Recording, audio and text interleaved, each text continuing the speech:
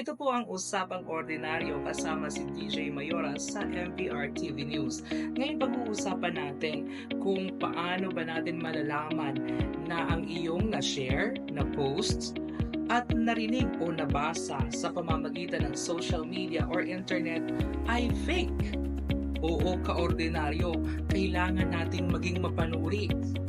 Pwede mo ring gamitin ang tinatawag na spot or ang tinatawag na source. Alamin kung ang iyong impormasyon or ang impormasyon ay lihitimo ba ito.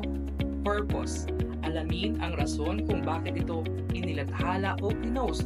Ito ba ay paninirang uri o panluloko? O. Sa ownership. Alamin kung kanino galing ang impormasyong mapagkakatiwalaan ba ito. T. Para sa time. Alamin kung kailan ito pinost, matagal na ba ang naturang impormasyon na ito. Kaya huwag mag-alinlangan gumamit ng SPOT or spot. Spot po natin ang mga fake news. Alamin ang pagkakaiba, misinformation, maling impormasyon na hindi sinasadyang magdulot ng pinsala. Disinformation, impormasyong walang katotohanan na sinasadyang ipakalat.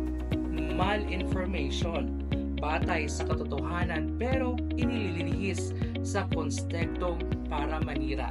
At yan ang ating Usapang Ordinaryo dito sa MPR News TV.